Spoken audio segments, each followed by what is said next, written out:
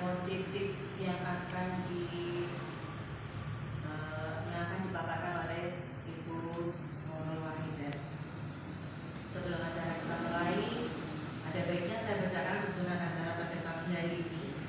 Yang pertama pembukaan, yang kedua penyampaian materi, yang ketiga refleksi, dan yang keempat penutup. Mengisi acara yang pertama yaitu pembukaan. Marilah kita buka acara pada pagi hari ini dengan bacaan basmalah dan harap mendapatkan ridho dari Allah Subhanahu wa taala. Mari saya membaca. Bismillahirrahmanirrahim. Mengisi acara yang kedua yaitu penyampaian materi kepada yang terhormat Ibu Nurul Wahidah. Waktu dan tempat kami persilakan. Assalamualaikum warahmatullahi wabarakatuh. Yang terhormat Ibu Kepala Sekolah SMP Bojong Batu, Bapak Ibu Guru, karyawan-karyawan SMP Bojong Batu. Hari ini saya akan menyampaikan tentang budaya positif. Yang materinya ada perubahan paradigma belajar, disiplin positif, motivasi perilaku manusia, kebutuhan dasar manusia, keyakinan kelas, dan segitiga restitusi. Perubahan paradigma belajar, langsung saja deh.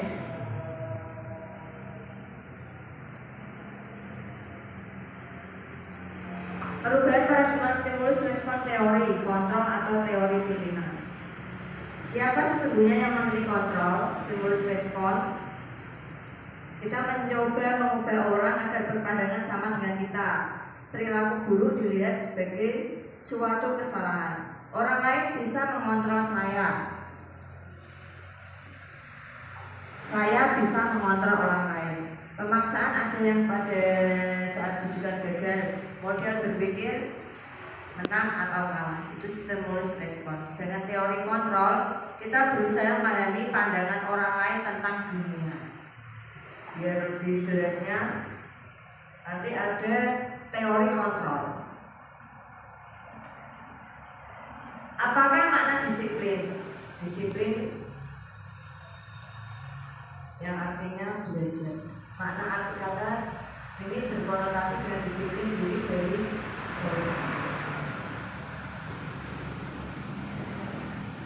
nilai-nilai kebajikan di universitas. Teori motivasi perilaku manusia. Ada motivasi eksternal, ada motivasi internal. Motivasi eksternal untuk menghindari ketidaknyamanan atau hubungan, untuk mendapatkan imbalan dari orang lain, serta motivasi internal untuk menghargai diri sendiri. Menurut Kiai Dewantoro, merdeka itu artinya tidak hanya terlepas dari perintah, akan tetapi juga cakap buat memerintah diri sendiri. Kebutuhan dasar hidup, kebutuhan yang pertama kebutuhan untuk diterima, yang kedua kebutuhan pengakuan atas kemampuan, yang ketiga kebutuhan akan pilihan, yang keempat kebutuhan untuk merasa senang. Itu kebutuhan untuk anak. Sedangkan ini untuk kita posisi kontrol. 5 posisi kontrol ini yang ingin saya sampaikan untuk kita nanti mengontrol anak yang melakukan kesalahan. Itu ada yang biasa kita lakukan, menghukum. Saya nih, bukan kita, saya lebih banyak menghukum. Terus nih mengharapkan penghukum, ini ya, penghukum, membuat rasa bersalah, posisi sebagai teman, sebagai pemantau, dan manajer. Itu posisi kontrol kita terhadap anak. Ada 5 posisi kontrol. Dan dari 5 ini yang paling baik adalah posisi manajer. Sebelum saya mendapat posisi pembelajaran ini, saya kira posisi manajer itu hanya ada di kepala sekolah. Ternyata ada di guru juga ada di dalam posisi kontrol. Bagaimana cara mengontrol anak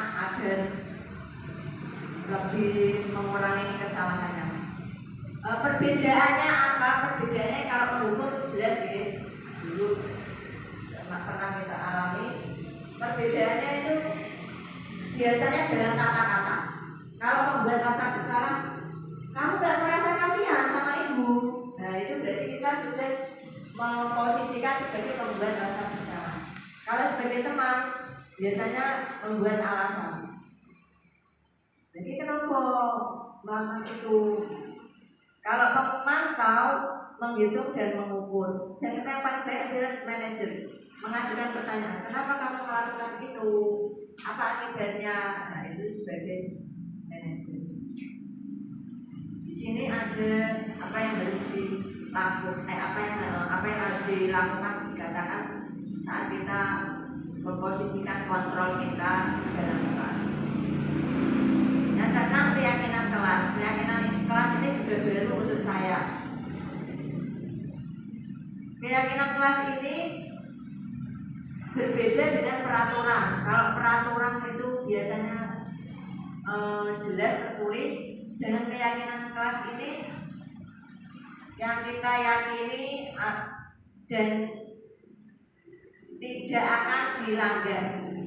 Itu teorinya.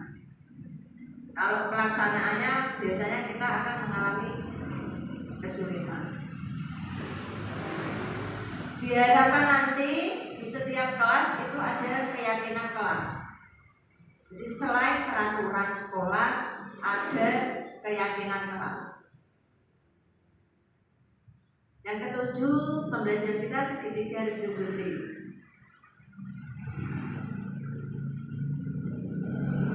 Segitiga restitusi ini ada 3 tahapan. Yang pertama, menstabilkan identitas. Yang kedua,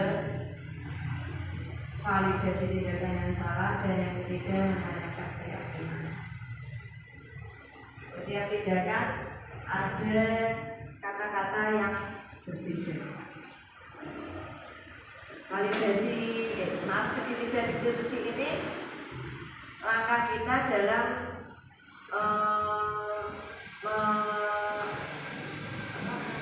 menangani kesalahan pada anak. Kita menggunakan yang namanya segitiga restitusi. Kiranya itu saja yang dapat saya sampaikan. Jika ada pertanyaan,